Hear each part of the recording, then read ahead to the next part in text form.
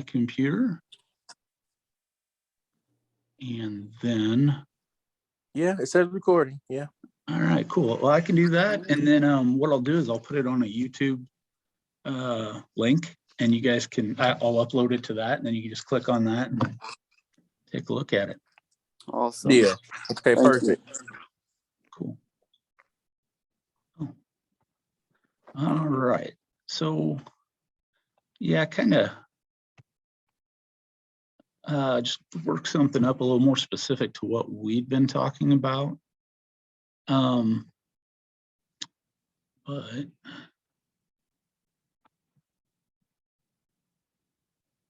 come on, computer, let's go.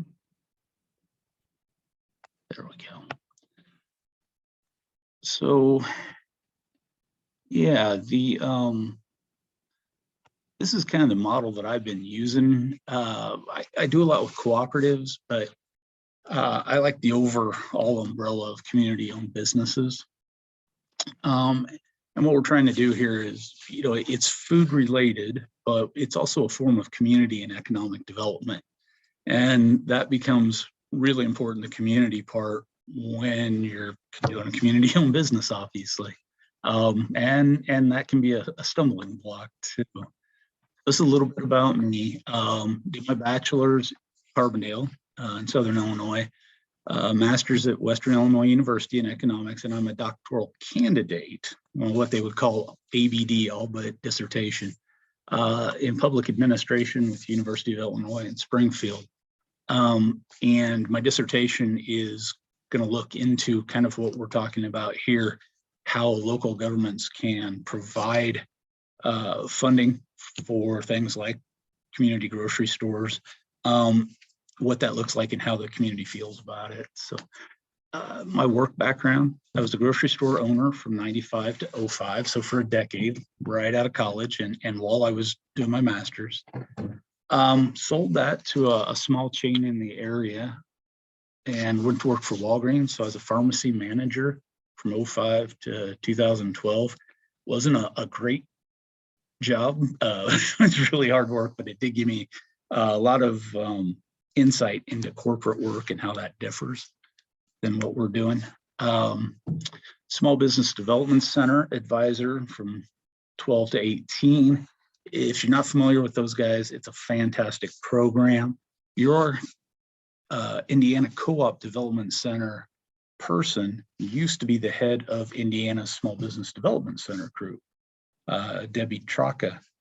And she's really great at this stuff, but it's a great program. It really helps guys come out, do their business plan, and helps them get through regulations, all that good stuff.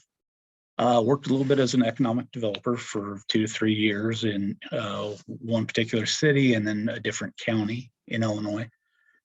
Been an instructor really since 14. I've done a general business development class, which was on business planning, and then a little bit on a management type of program they had. Taught advertising, which was a stretch for me for about 3 years. Taught economics, both macro and micro, for a couple of years. And now I teach leadership in our graduate program at Western Illinois University in community and economic development. And then kind of where I'm at now is this Illinois Institute for Rural Affairs, which is part of Western Illinois University. I run a department there that I think we're probably going to streamline because I have 3 different departments, which is the Value Added Sustainable Development Center, the Illinois Co-op Development Center, and the Wind Application Center. So it's a little bit with renewable energies too. So it's a lot of stuff, and I think we're going to streamline that down just to food applications. Yeah, so as I mentioned, I prefer the term community-owned businesses. Now, those can be several different things. They can be an LLC owned by several groups in the community that just really want to put some money back into it. And I've worked with one of those north of Peoria, Illinois. It could be an S corporation where you could sell those shares out. It could be a C corp, like we always think of when we talk about, Fortune 500 companies. Not really sole proprietorship, and a partnership really doesn't work so well with that. But then obviously cooperatives, and that's my favorite because there's a lot of really good community and economic benefits with that model. So community-owned businesses, so it's owned by members of the community. And by that, I mean, they actually invest into it. And depending on the project, they may invest the whole thing. There may not be a commercial loan or anything else with it. And we've actually done 3 grocery stores that way. So that kind of helps a little bit with how it's structured, because when you do any of these, really, if there's more than one owner, no one's signing a personal guarantee on a loan. And if it's a brand new business, you don't have a lot of assets that people gave you. So with no assets and no personal guarantee, borrowing money is tough. So this helps us at least come up with the down payment, if not the entire thing. It's controlled by community members. So rather they do invest in it, but instead of just investing in it, they also control it in terms of management and from a board level of how things are going to go in that business. I prefer the for-profit legal structure. Not a big fan of the nonprofit, just because we look for community buy-in, and that's part of that membership investment. And when you do that, if you're a nonprofit, you don't have owners, you have donors. And if anything goes wrong with the business, everything in terms of assets is by law distributed out to other nonprofits. So when I give money to that nonprofit, there's no way I'm getting anything back. And that's okay if you're, very altruistic and really just want to help out. But in terms of getting you to pay attention to the business itself and its success, if you have money in it that you're looking to hopefully get back, it makes a difference in that literal community buy-in. Now, it does make it tougher to get grants, but in a lot of cases, a nonprofit can actually own or manage a for-profit co-op.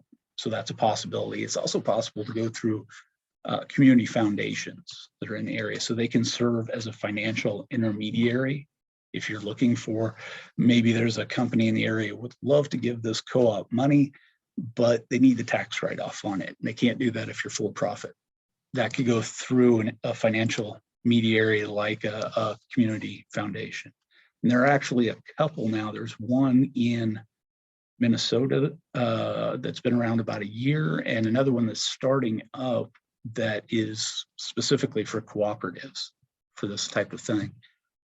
They're also operated for the good of the community. So we are looking for that money back, but we're not looking to get rich on it. And it's very important to tell investors this ahead of time. It doesn't matter what you tell them, though. They're going to see it as a corporation. And I'll explain what I mean here in a second. It's also open to everyone in the community, not just the investment part, but the shopping. If you're a member, which can be very low cost to just have a membership, and it's a lifetime membership, then you're allowed to vote and everything. And so those votes are democratically run. And that's where this runs a little contra to what people think in America in terms of capitalism.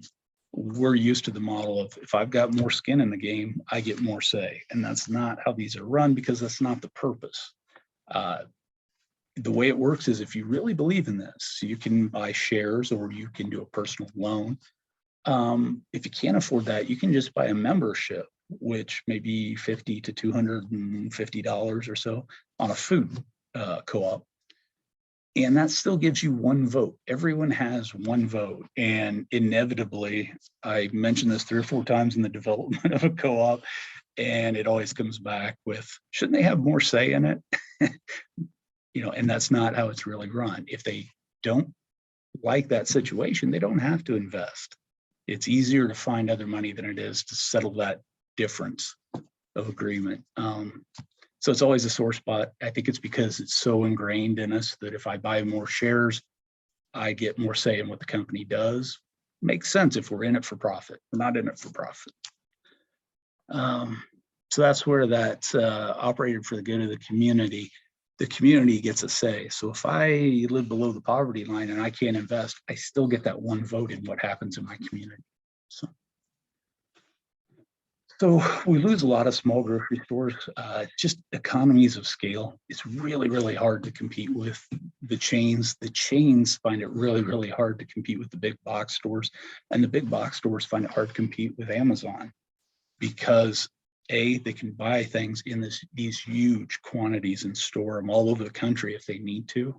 So they'll make a deal with, say, Charmin, and they'll have toilet paper in giant semi-truck loads going everywhere, and they get a deal, and we can't do that. So that's one of the big problems. The other is, as that's developed, a lot of small grocery stores haven't had the money to put into it to make that able to compete. So it's a really old model competing with new stores. And then finally, when a community has that disinvestment, the folks there simply have less money to shop. And when it gets below a certain level, it makes more sense for a company like Kroger or Hy-Vee to move to a wealthier part of town, unfortunately. Again, they're in it for the profit. You can't really blame them, but it's not great for the community. So I put together this rural fresh market model, and we're trying it out in a few city environments as well right now. But so I may have to change that name. But what I did was look at the pain points that I had as an independent grocer for 10 years. I got calls a lot about this. Well, you have experience. We're losing our grocery store. What can we do? And I didn't really have anything to solve these problems until I started looking at the cooperative model and some of that community-owned stuff. So it's a system of best business practices under that co-op model, really. One of the big things is reducing energy and repair costs. A lot of these grocery stores have really old equipment, and we'll get that call that says, good news is the guy left all his equipment there. Well, it's not really good news because that stuff is incredibly inefficient and you're going to pay a ton of money for upkeep. For instance, this would have been 15 years ago. And in my business, I paid more than $3,000 a month in utilities and $1,000 in repairs.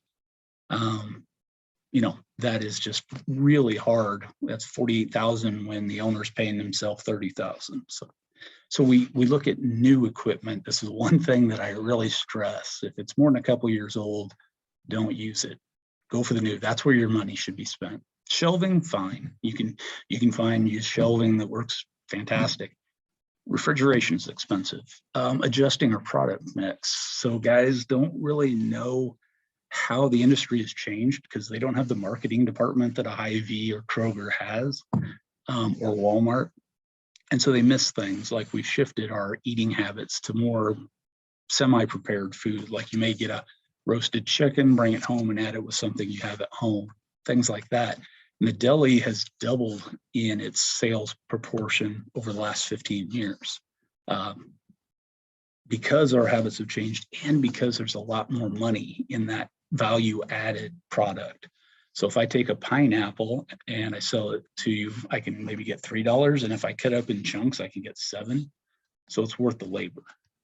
So we provide a business model that takes advantage of that, incorporating new or different revenue streams. So if there's something else missing in the community, that could be really anything. A lot of times it's another restaurant. People just don't have that place to sit down. So we take that expanded deli and we make more money by having a place for people to sit down and eat as well. And it builds community. Could be healthcare, could be just about anything. But what we're looking to do is share costs. And then reducing financial costs by using cooperative strategy. And that's that investment into the business. And this is kind of what it looks like. So Indiana's, I'm sorry. Oh, I was gonna ask a question. Yeah. So when you were the store owner of that market, if you could, my question is, how much was your net income, your net profit? Yeah. So I worked it over 10 years from about 1.5 million in sales to 2.2 million in sales. But by the time I paid my salary, the industry average is about 1 to 2% net profit, which is very little. You have to have huge volume to do that. And by the time I paid myself, quite often there wasn't that that profit anyway. So most of the guys you see running an independent store, they make their money by being the manager. It's not something you can invest in and then just wait for the money to roll in. Yeah. Which is another reason it works great for what we're talking about, though, because you're not in it for that profit. We have to cover our bills. That's what we're looking to do. And luckily, that's about where the industry is for independents now. So, How many employees did you have? oh gosh, I had more than 20, a little less than 30 off and on, mixture of full-time and part-time, mostly full-time. And then right before I sold it, I had expanded to a much bigger store. So I went from about 10,000 square feet to 15,000 square feet. It had about 40 employees, but that was more of a strategic move because it made it much more valuable to sell them that way too. I had managed to be the only store in town at that point, and had a pretty good reputation, so it was more valuable. Gotcha. Were you paying what, $10, $11, $12 an hour? Oh, no, this is 95. So I think minimum wage was $5.25 maybe back then. And unfortunately, that is part of it too. You know, you have to have this huge employee base to get any kind of discount on health insurance, and it's so expensive. So unfortunately, most small businesses, including this one, it's really hard to provide that type of benefit for folks. Now, one of the benefits that I think people get that we've seen with this is, and I saw this myself too, working corporate versus working for myself. You feel a higher sense of purpose when you're doing it. You're helping the community, and you're that guy in the community that's the store manager, say, that's, you know, meeting a lot of people. And that says a lot right there, that people are more willing to go to a job like that has meaning than a job that doesn't. Yes. I think that's a big part of this great resignation that we're seeing. You know, why would I go to work at a drive-through all the time? If I made the same money someplace I enjoyed going and felt good about, I'd go there. And I think that's so. Yeah, a lot of times with these community markets, we get really good employees for the same money or less than Walmart can pay, but it's because they care about what they're doing and they'd rather be doing that. Gotcha. And then my next question is, which would benefit the market more, a deli or a bakery? Both. Okay. So what you want to do is, there's something in the industry called par bake, and that's where it's partially prepared ahead of time and then shipped out. When they first started this around, late 90s, early 2000s, things like donuts were horrible. They really tasted like cardboard, and now they've come quite a ways where you can get stuff. That's where all your Casey's or other places, a lot of grocery stores do that as well. They don't bake from scratch in the back. In fact, very few do. But things have come along so well that you can offer fresh baked goods, and it's almost a side thing. It's really easy to do. But the profit's really great, and so is the deli. So we just combine the two, use the same prepared area. That way you have a licensed certified kitchen type area. Usually we look at something like a Subway, that type of background. If you get into frying foods, stuff like that, you've got the fire suppression and the overhead ventilation. Those can be really expensive, $40,000-$50,000 to set up, and then you have to have annual maintenance on them. So if we can avoid that, we try to. Perfect. I was thinking about that. So the concept of the produce market that I want to bring here is there would be that shared space in the back with a bakery and the deli. I was thinking at one point, because Evansville does not have a fish market. Okay. And how cool would it be to have a fish market there, because we have aquaponics. So just dreaming, but I was kind of considering all these different elements. I do like what you touched on. Also, not having a big facility, nothing over 10,000 square feet. I mean, that's important. And that, a lot of people are like, well, what kind of grocery store is that? Well, a Dollar General doesn't have any bigger size than that. Yeah. You spend a lot of time in there. So actually down south, in, I think it's Gallatin County. Just recently, they converted one from a Dollar General to what's called a DG Market. And I haven't been in there, but the photos one of my colleagues sent me are actually pretty good. I'm surprised. I'm not a Dollar General fan, but because they put a lot of guys out of business, just like Walmart did 20 years ago. But, you know, if you have nothing in your community, it's not the same as community business for several reasons, but it still provides the access to food. So yeah, when we're financing this, what that kind of looks like, most states allow you to sell shares of stock in a co-op without going through security and exchange kind of setup, or, you know, an initial public offering, which costs tens of thousands of dollars in legal fees. Now, there are caveats to it. For instance, in Illinois, you can only invest up to $10,000, and that's to protect the investor from being swindled into putting a bunch of money into it. If I come into town with my idea and get a bunch of investment and go, oh, it didn't work, and then I leave after paying myself really well. The other thing is, you're not really allowed to, in Illinois anyway, to advertise it in a big way. But what you can do is say, hey, we're working on this project. We do need some financial help. If you'd like to be a part of that, we're going to have a listening session where we discuss what that looks like. And that works pretty well. And what we find is a lot of folks would rather do that anyway if they're in the community, because if they have that extra money, they don't want to wave it in front of other people. So they want to invest, but they don't want to necessarily be a big deal about it. And we see that quite often. And the amounts we're able to raise surprises me every time. Towns of 1,700 people raising $80,000 in 3 months. Or we had one community, we had a lot of buildup and we had a big night for it and took in $50,000 worth of pledges that night. Again, a town of 1,500 maybe. So it's amazing. Yeah, and that's where we usually, when you talk about regular co-ops, they usually have numbers of 3,000 to 5,000 people or more. And if you're charging $200 a piece, that's a good chunk of money to get you started. But when you're talking about a community that doesn't have that kind of money, where everybody can, you know, and doesn't have folks that understand the concept, but they do want a grocery store, it's really hard to get enough people to start funding that. In small communities where you have 1,500 people, you just never are going to get enough.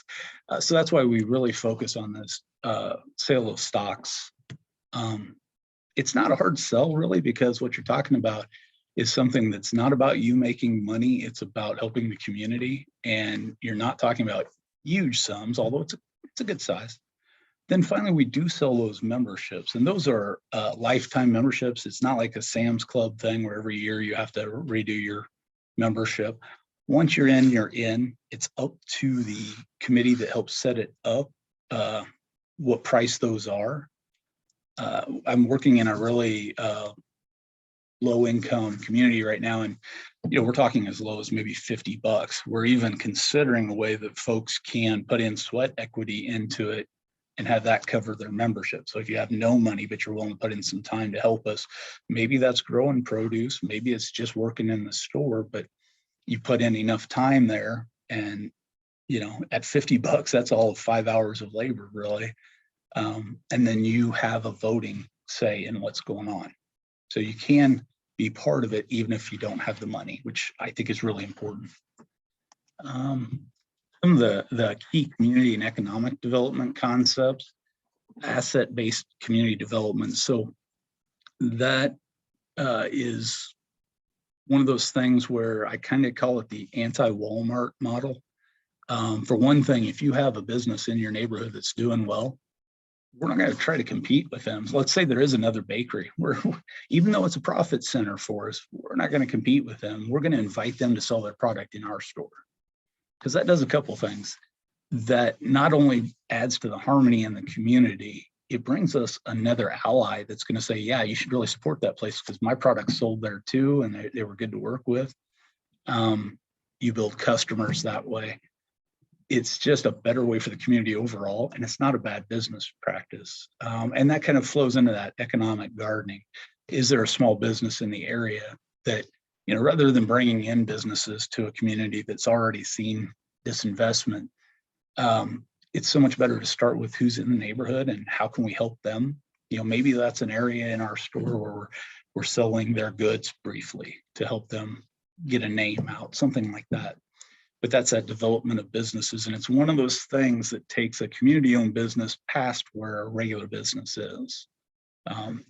The other one is a concept of third space. So in community development, you talk about your first space is your home, your second space is your work environment, and third space is where you see your friends, your community, where you really talk to everybody.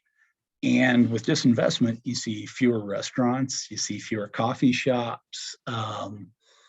A lot of times even like the school is not as well attended because people are so busy making ends meet. There's always something going on that you don't have that free time either.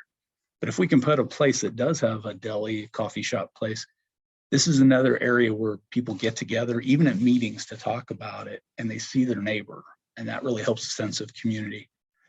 And in turn, that builds that social capital, which we drew on in the first place to get some of the investment, right? So the social capital in the community is important, and we're just building that. And hopefully this happens a lot in co-op situations. That develops into something else. These guys know each other now, and they know what they're interested in. And we talk about, a playground would be great over here. It's really a bad place. And that develops into another group. In Minnesota, there's one where they had a healthy food co-op. Neighborhood wasn't the best. So they created an investment co-op, which is kind of expensive. I think it was $1,000 membership, and it's Minneapolis. So they had quite a few people, but they were able to buy chunks of property. So like first they bought a building across from them, fixed it up, sold it to a guy who first rented it and then sold it to a guy who had a bike shop. Then they bought the one next to it, fixed it up. Now they're renting it out to a German bakery and a custom brew house. That's been really successful for both of those businesses. And again, economic gardening. They were small businesses in the community that have really grown. So those are some of the development aspects that really don't come with a small business development usually. And then things that make this, I think, more successful or have a better chance of succeeding. On average, co-ops take longer to get started, but they have a longer lifespan because you're always bringing in fresh people to take a look at it. So the market assessment, you're going to do your what we call secondary data. I'm going to pull all the statistics on that, like what are people spending, all that good stuff. But if it's a community project, people are more likely to talk to you about, don't do that or do this, or tell an outside consultant like myself some of the specifics about the neighborhood. If I go in and I'm like, I work for Walmart and I'd like to talk to you about it, they don't give you as much time. But if I tell you what I'm doing, I get feedback. And then that comes into the community input. So once we have that steering committee getting things set up, we get a lot of very customized information, including things like what hours work best in your neighborhood. What food do you want? Because that's different. I have stores that are really into barbecue. One of them's really into barbecue and wings. Another one is really into mustards. For some reason, it's a Eastern European thing. So I drip the plan. I had 2 types of mustard. They have 10 right now because the only reason they don't have more is they said a lot of people in the neighborhood make their own. I was like, wow, that's amazing. And I never would have known that if we hadn't talked about it. So that kind of input, we asked for their ideas on the design. If we come in with a country theme and people don't really like that, that just hurts us. Let's get their opinion on what they want to see. So there's a lot that goes into that. Even some of the services we have, mostly people do like delivery, that kind of thing. So those are the conversations. And it serves as a business incubator. And this is more on my end, but as a consultant, I usually stay with the business for at least a year afterward, where we talk on a weekly basis. So we did the financial plan. How close are we to those numbers we talked about? And are you actually using that as a guide? And then after that, as long as I'm doing the job, anybody I've worked with can give me a call. But we kind of incubate that business going forward. If I know contacts, if I know somebody that can help them. And then I think one of the biggest things for this type of thing is cooperative review. So as an independent business guy, you got to think that you know the answers or else you wouldn't get into that business, right? Like, I know how to do this. And by the time you admit to yourself and everybody else that I'm in trouble, you're really in trouble. and it's gotten pretty bad. It's hard for people to help you. I've done that and had to dig myself out. But with this type of thing, your manager works for the cooperative. We help them set up reports. Those reports are looked at monthly. So if there's an issue, we can start seeing that before it's a year into it. We can start making course corrections. And I think that's really, really important, the extra set of eyes on it. And it's a full open book system. So some of the other things, personal issues that business owners have, like and believe me, this happens a lot, where you have like an uncle that you have on the payroll because, well, he has a hard time holding down a job and you feel bad about it. We don't necessarily have to do that. We can get that guy help and focus on the business, but we don't have that personal investment. We have personal investment in the whole community. So I think that cooperative review is huge for business longevity and success. This is kind of an idea of what we're looking at. And I'll show you a video here. This is over towards, it's kind of triangulated between Peoria, Springfield, and Decatur, Illinois, in that area. It's a big farming community. So yeah, it's a community-owned grocery store. They did organize as a cooperative legally. This is the one I was talking about that raised $50,000 in one event. And these models that we do, I treat each one of them as if I were going to open that business, and I'm not a wealthy guy, so it's a very low budget bootstrap kind of thing. We want to get open, we want to be successful, and we can grow from there. If you overshoot that, it's very hard to get community support after that. If you go too big and it fails, so it's always better to be able to grow, and that may mean that we have a plan for 5 years down the road of stage 2, stage 3, but we don't want to overshoot. So here's a video that they actually put together that explains their model. It's very similar to what we do. It's real short, but I think they did a great job in putting it together.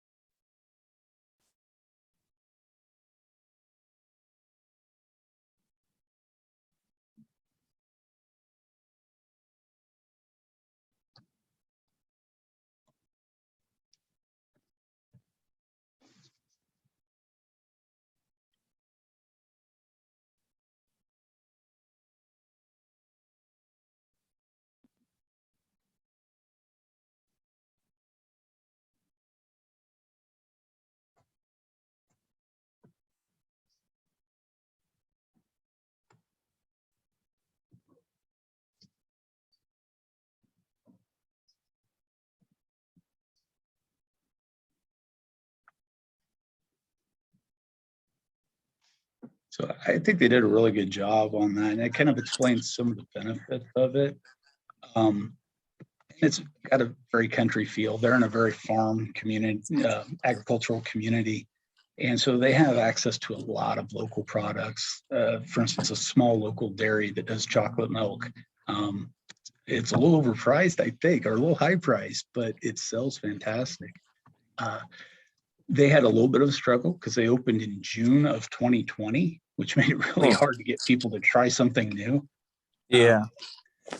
And so they're working at it. Now in their area, they don't have a lot of dry goods because of that economies of scale and the ability to compete, but they have a Dollar General. And if it's something they carry in terms of diapers, dog food, things like that, the profit margin on those is maybe 10 to 15%. And so we just let them have that sale. As it turns out, the healthy food actually has a better markup on it. So, and it requires some people to take a look at that produce, to make those sandwiches, whatever it is. So we're creating some job activity, and it's definitely something that corporations are going away from. You know, everything's self-checkout, everything's automated. Just watched the news last night. They were talking about an automated hamburger flipper that would get rid of that guy at McDonald's. Corporations, you know, people are sometimes unreliable and they don't want to work on that when they could do other stuff. So I think we have an advantage there. So this is my current project. It is also fairly rural. It's down in Cairo, Illinois, if you're not familiar with that. A lot of history of racial violence that they're kind of overcoming. And at this point, it's 80% African American, which is a strong point for them. And that community is where we're trying to build that connection. But they've been just hammered by outside forces for a long time, folks taking advantage of them.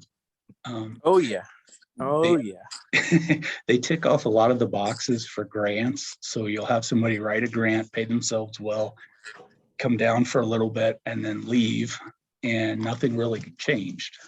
And that's been a cycle for quite a while. In this case, I don't actually get paid extra.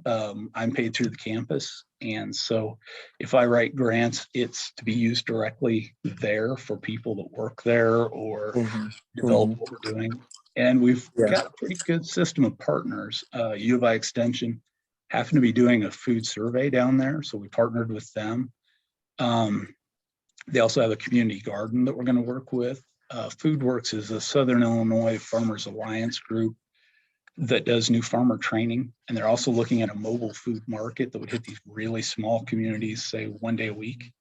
Arrowleaf provides a lot of social services, but they also run a food bank in the area. Really great professional group. So we've made these partnerships, again, developing stuff that was in the area ahead of time. Gotcha. Real quick, how big is the market on the hill? How big is that building? So that one's about 1,500 square feet. Beautiful. That's beautiful. Yeah. Nothing over 10. It's amazing. Yeah. And the thing is, you can go in and get dinner if you want. You can find meat, you can find produce, there are dry goods. One of the things I love about that video is the blue shelving on the walls was actually built by the high school shop class, which is not only a great thing for the community and for the kids, but great for business too, because now everyone's mom and aunt and grandma come in and go, you know, my son built that. And it again builds that community and gets people to come in and see it. Definitely. So, now, my next question for you, you touched on, like diapers and maybe like detergent, washing clothes. So traditionally, co-op markets or smaller markets like what we're discussing wouldn't have diapers and detergent for sale, or they would? Yeah. And, larger city type cooperatives, I don't want to say bad things about them because it's a great program, but their focus tends to be on things like organic food and vegan or gluten-free or things like that, which are very health conscious, and that's a great thing. But where I work tends to be in food deserts where it's just access to milk. That's really what we want. I don't need a $6 gallon of organic milk. My kids just need milk. So price is a very important thing with what we're doing. Now, in terms of what they carry, like I say, there's not a lot of money in that dry goods, but every single one is extremely individual, down to what they sell in the deli, what colors we use on the walls, if there's a community mascot or something. And that goes to what's available to the community too. So if there's a block away, there's a Dollar General, it really doesn't make any sense for us to do that. But for instance, we just had one open last month in Nebraska. That's a full-on grocery store. We replaced it similar to what it was before, except for all new refrigeration. We added a deli in the back, some of the updates that new grocery stores have. And it's because they don't have that. There's no other place in the community to buy things like baby formula or so each one's completely individual to the needs of that community. And that's where, talking to those members one-on-one and then actually having them on the steering committee as well is vital to making it the right thing. Gotcha. And with the concept, I'm so pleased to hear that, a deli and a bakery would benefit the market, because I see that, and that's how, not knowing what I was doing, but thinking in the right direction, that I would really like for the deli and the bakery to share the overhead expenses with the market itself. Yep. I think that's important, especially with the local support that a lot of our foodpreneurs have to share. Had to have a well-known baker in that space, I think would benefit the market a lot. Yeah, I think so too. That's just such a big, important part of it. And so this K-Row project, if you look at it, it's like it has a lot of disinvestment in a community or a neighborhood, but this neighborhood is also 30 minutes from the closest grocery store. They have no gas station. They have one restaurant. So there's a lot of things that they need. And this will kind of talk a little bit about that. Let me show you the footprint that we're looking at. So the building we're looking at going into, this is using assets that are in the community. This building is owned by a community development company. So it's owned by a nonprofit that we're going to lease. And it's a little small writing, but if you look in the middle, it was already planned to be a grocery store that has 4,000 square feet. So we were going to, we're just going to use that exactly as it is. There was a Subway at one point over here, and a lot of that infrastructure, some of the materials and the counter and things are still there. So that's where that expanded deli bakery is going to be. So we kind of luck out. That's 1,100 square feet that we normally don't have. But the rent on this building is pretty expensive. It's a nonprofit, so they don't have to pay real estate tax, but they do because it helps the community. And that comes to like $17,000 a year. And they're just passing that on to us. They're not making any money on it, but they want to continue doing that. So we have utilities. And so it's a big building.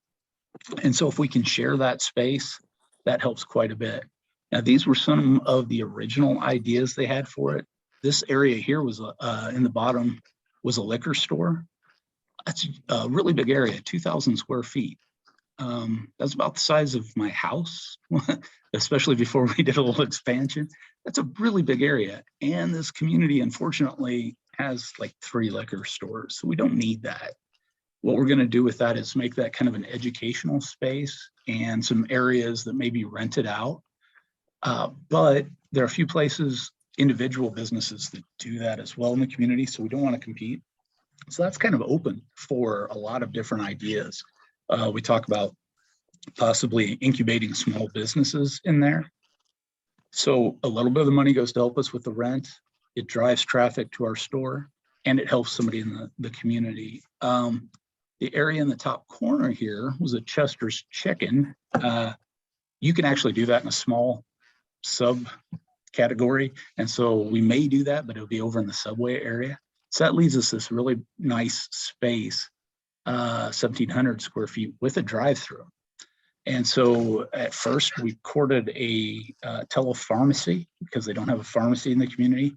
Turns out community members were able to get some investment into their local clinic that will support that. So now we don't want to compete with that. So now the talk is, what else can we do here? Maybe it's an optometrist that comes in every so often, or maybe it's an audiologist for hearing, or what else? That's the question. What else does the community need and want? And it's open to their decision. But whatever we put there will generate some revenue and help us cover that. And we're going to do it in stages, as I mentioned. That's the best way to do it. So we're going to start with this grocery store and almost immediately following the deli, because that pays a lot of profit for us. we're still looking for what we want to do in this front corner. In the meantime, in this liquor store area, we're going to hold, that particular county has no one signing them up for Department of Health Services. And obviously this is a county that needs it more than most counties. So we're going to bring in government people to sit once a week, maybe, and sign people up for WIC, for SNAP, for housing assistance, things like that. Until we can find something that helps pay the rent there. And then finally, the one that I'm really excited about, this is a more ambitious plan than I've had in most places, but this future development area up here, what we want to do is we want to section this off and make this a community and educational kitchen, so that there are a lot of small businesses that are unregistered in the community because they don't have the money. This would help incubate those food businesses. So maybe you cater and you'd like to rent out the facility. That becomes a source of revenue for us, but also a place that you can have your business and make sure it's, legitimate. It's been certified, that food's prepared and handled correctly. But also, oh, that sounds familiar. It is a lot like what you're talking about. Yeah. One of the things we want to do with that as well is add educational classes on nutrition, so that young mothers, when they come in, we're going to work on something that's called Linked Up. Years ago, it went by a name called Double Up Bucks. But what it does is, if you spend your SNAP money on healthy foods in the produce department, for every $2, we give you a coupon for another $1 that you can spend on produce. So it effectively cuts that cost of produce. Local produce is usually higher because they don't have those economies of scale. And so this brings that down for people selling and growing produce, but it also makes it more affordable for people who are on assistance. And what we're hoping here is we can bring a young mother in, help her sign up in this area for SNAP and WIC and anything else we can help them with. And we could take them over and show them the produce case with fresh produce, most of it grown locally when it's in season. And then we could say, oh, by the way, on Tuesdays, we have a nutrition class that'll help you learn how to make a low-cost stir fry. So it's about as close as you can do to helping someone change their diet without going to their house and cooking for them, which is a possibility.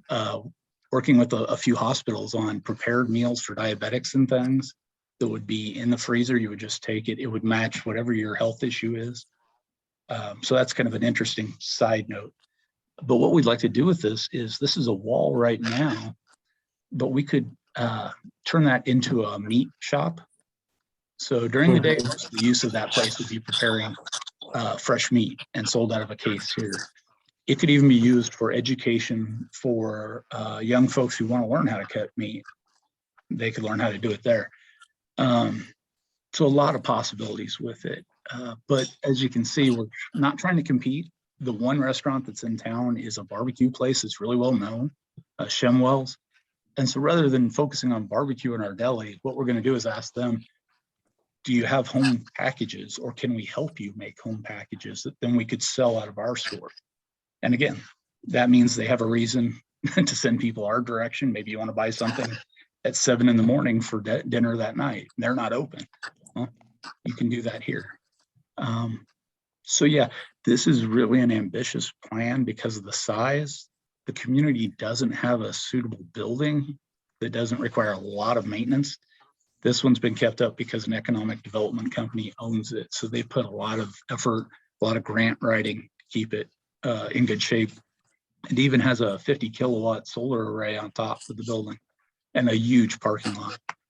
First thing we want to do with this, the superintendent of the school system wrote a grant for a carnival type of setup for the kids. They want to do that over the summer. If we can get this at least rented by July, we can have that carnival out on this. It has a huge front parking lot. Actually, I think, oh, no, I didn't add that photo. But I have a photo that shows that, where we can do farmers markets.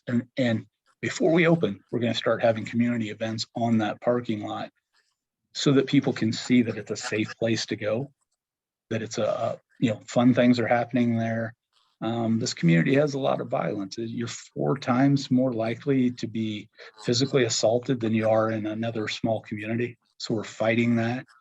One of the guys on the steering committee, I'm trying to talk into it, is the police chief, so that we get a few more drive-bys, a little more attention, a little more eyes on the building as we develop. So that's that community development.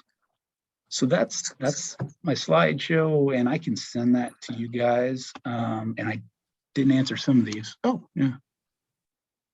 Oh, just you guys saying hi. Great. Yeah. Yeah, so I know I throw a lot of stuff at you all at once. I had 5 years to work on it, and then I try to throw it to you in an hour. Well, I tell you, it's everything that I worked on the executive summary for a produce market that I'm going to share with you, and I want you to tear it apart. And let's dive into it, because my next step was, once I was comfortable with that executive summary, was then to build just not a very extensive business plan, because I didn't know what direction to take it in, but I definitely want to start working on that, just to help the future manager and owner of the space, just to be able to help them alleviate some of the pressure. I have met an entrepreneur in the neighborhood where we work. He wants to be an entrepreneur, but he doesn't know exactly what he wants to do. And his whole reason for being an entrepreneur is because he wants to have better hours and a better work-home life balance. And so he's thinking, he gets it in the first beginning of entrepreneurship, that might not happen, but in the long term, he can eventually control that. Yeah. Versus now working for someone else, just never know when he's going to be able to work. And I kind of explained that with entrepreneurship, but to the same extent, he can control his hours at some point. Right. And that's very similar to what, we were talking about with hiring managers. We can't necessarily afford the benefits that a Fortune 500 company has, but it's that self-satisfaction of what you're doing. And that board's more likely to be understanding if their kid's sick, or if, things like Absolutely. that. I had a colleague when I worked corporate. He had worked every Christmas morning for 5 years, and his daughter was 5. So he'd never spent Christmas morning with his daughter. Somehow he always managed to draw the short stick. So the first thing I did was trade with him so that he could at least have that morning off once. Yeah. So it's the little things like that to make a big difference in employee satisfaction. Oh, yeah. And so, the young man's name is Jared, and he's a brilliant, hardworking. He just wants a little bit more structure in his life, and I think we could give it to him. I really do. And the trade-off is he gets it. The first 3 years it may be stressful, but then he can see, okay, well, after that 3-year mark, perhaps I could have a more structured life. Right. Yeah. And you have much more control over that. You're able to do more common sense things in a corporate setting. Rules are decided in one place, and it goes out to a blanket of 5,000 stores. Yes. That may not make sense in one particular store. And exactly.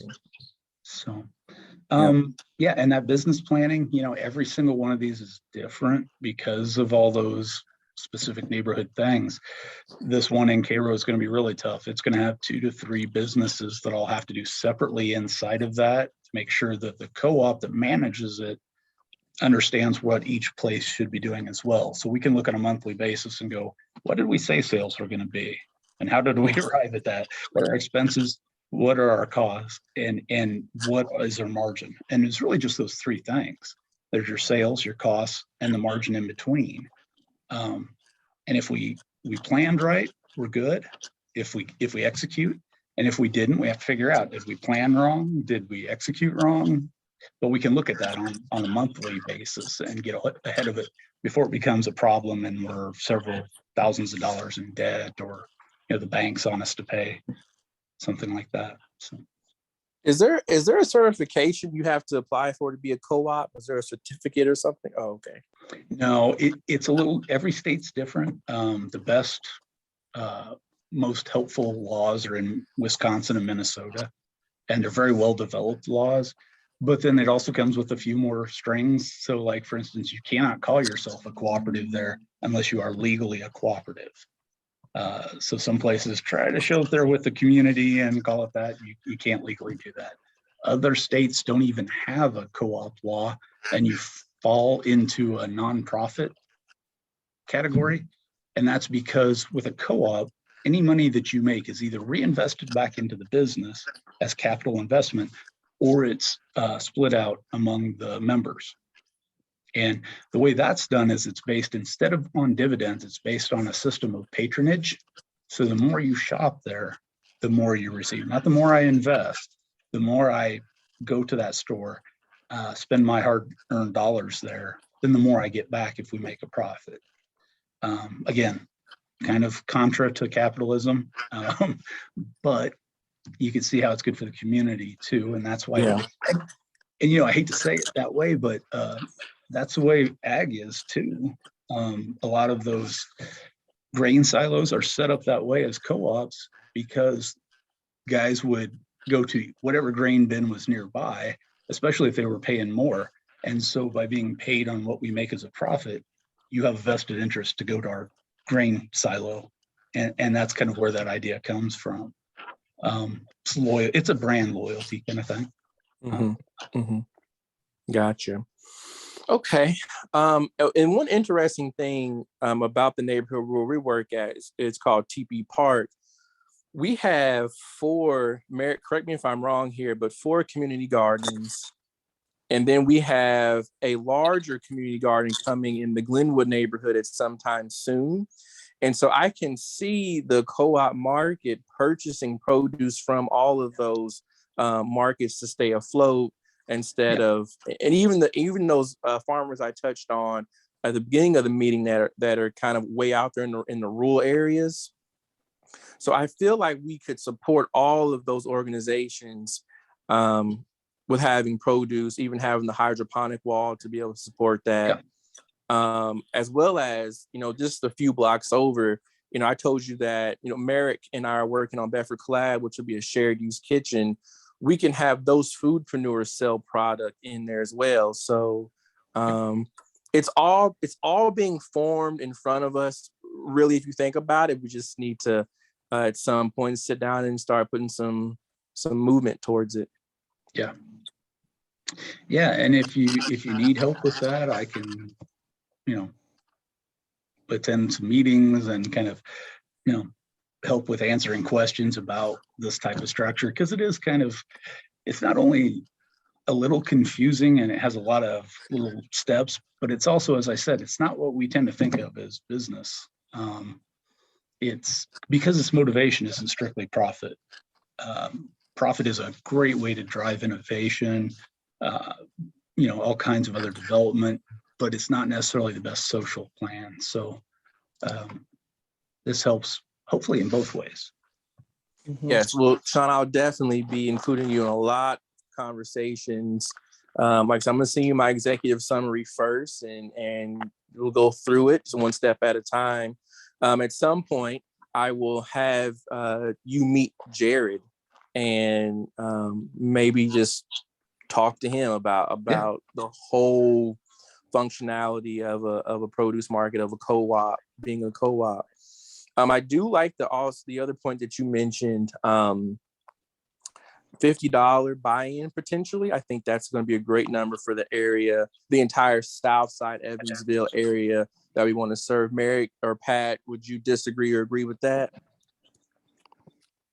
Yeah, I think 50 is doable, and I even like the sweat equity, right? Habitat is familiar with that, but what you just mentioned, Sean, you can still have a say and be a part of the community.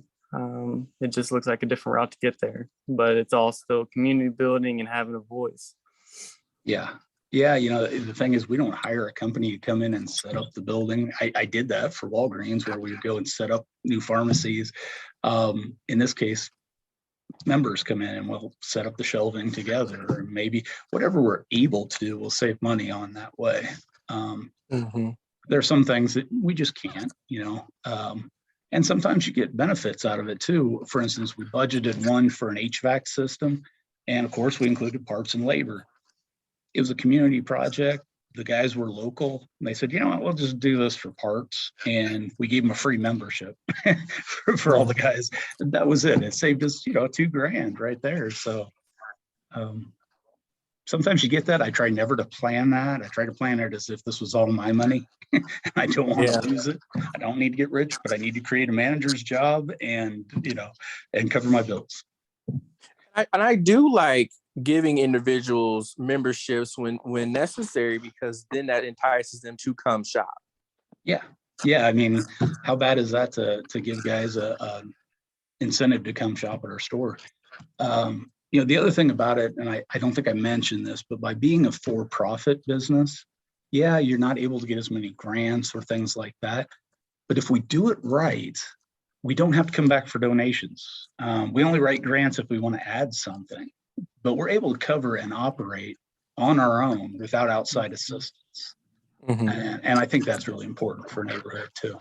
So definitely.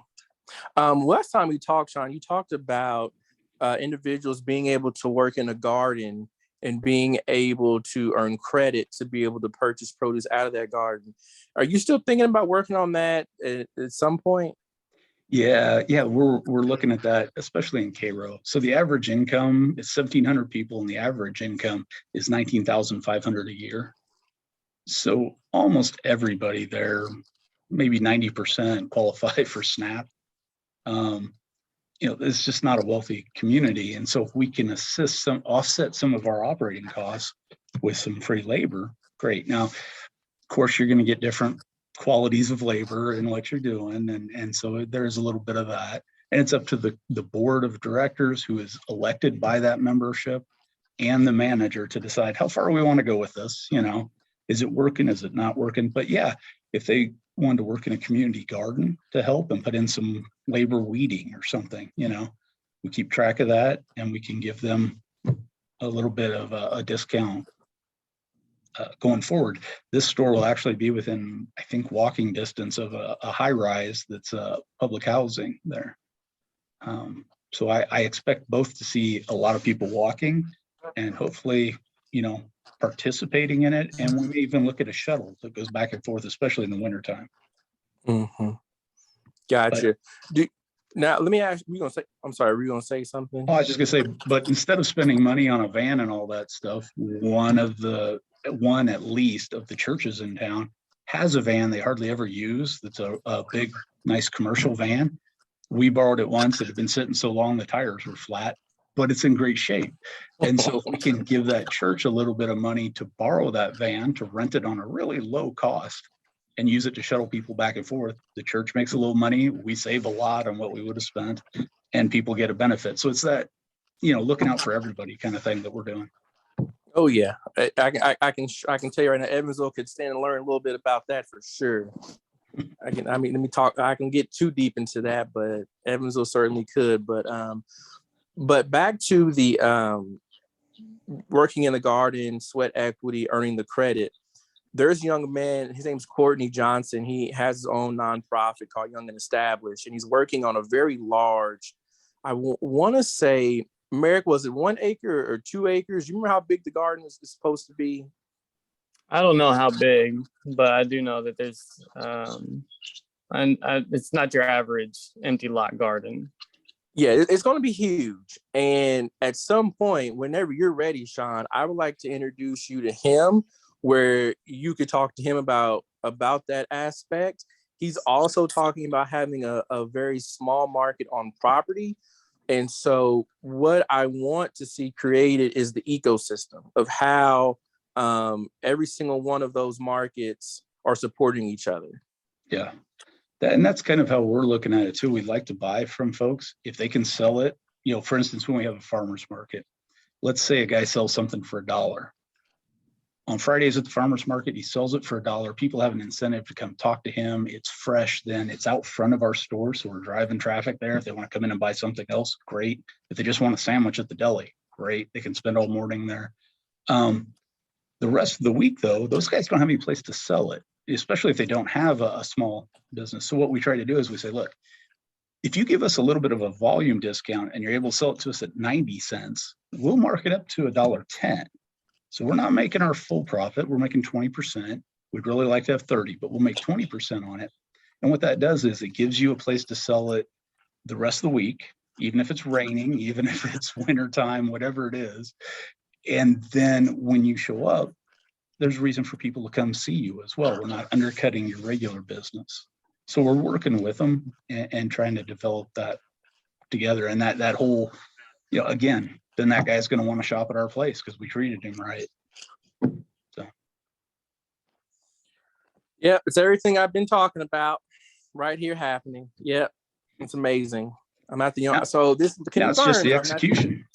It's execution part, and this confirms I'm not the only crazy person. No, this confirms this. No, there's a group of us out there. Yeah. Okay. Well, I have no more questions. Merrick, Patrick, do you have anything? I don't. Sean, you've been very informative, and you sprinkled that with the life experiences of it. Just holds a lot of weight, and I just appreciate you taking the time to do the work that you're doing and being called to, but also sharing that wealth of information. Again, I think it just confirms what we're doing and how we're going about it, and it makes sense, not just for us, but for the community at large. So I appreciate this time. Guys, I just want to apologize again for being late. I had a meeting run over, a zoning meeting out in Posey County, and I didn't think it was gonna, but it did. So I do apologize. But you said this was recorded, right? It's something you could send me, Sean. Yeah, I have a YouTube account and I'll upload it to that and then send you a link. Okay. And so that way you can show other people if you want to. Now, I have to make sure I give you the right link. One time I sent it to something my kid did and everybody got to see what my daughter was running track, but hopefully I'll send it to the right link. Yeah, that'd be great. Yeah, I was excited about this, and just on the tail end, it definitely sounds interesting. Yeah, I mean, there's a lot of moving parts in it. It is kind of difficult to put together, but right. I think that's it's worth doing. So. Yeah, absolutely. No, I look forward to seeing this for sure, and I appreciate your time. Again, Merrick and DeAndre, I apologize. I'm usually not like this, but it happens on occasion. So it's all right. I'm glad that you were here. Yeah. Good deal. No worries. No worries. And the other thing is I'm actually paid through the campus and through USDA. So I always forget to mention this, but I don't charge anything. So if you need to reach out to me, it's no problem. It's not like there's a fee to do that or anything. Just right.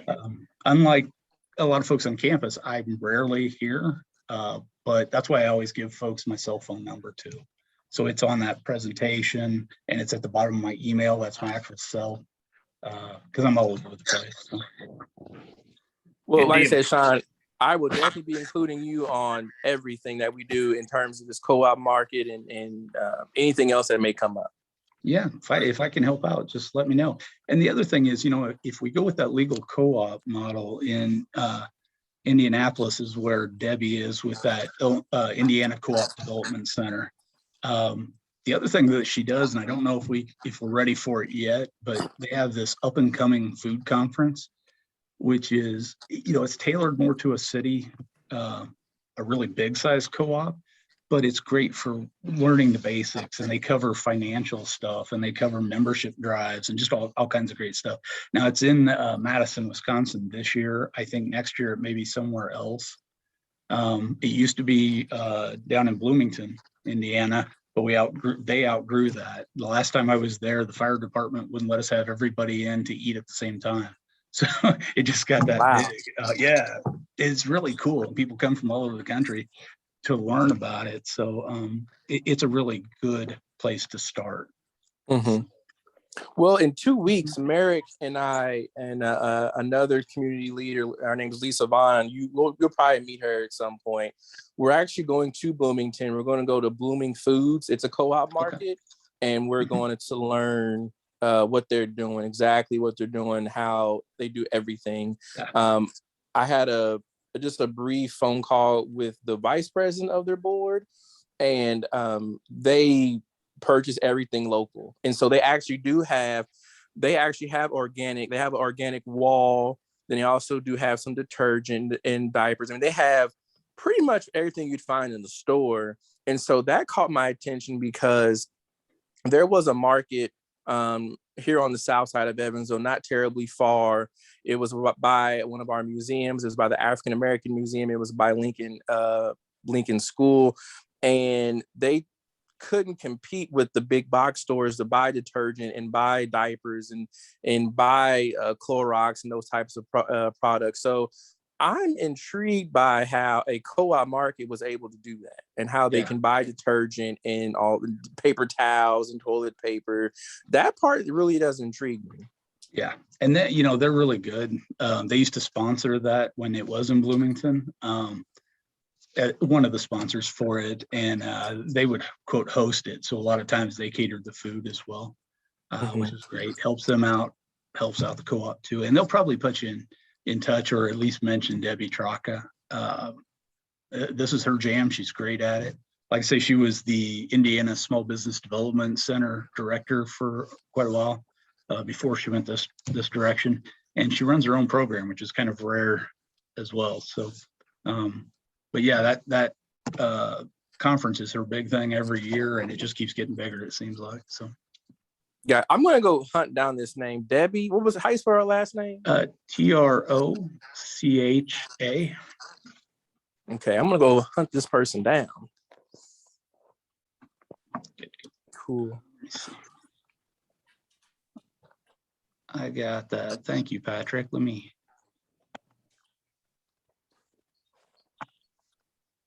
copy that and put it in my Rolodex. So I got you. Good deal. Good deal. Yeah. Whenever that gets ready. Yeah.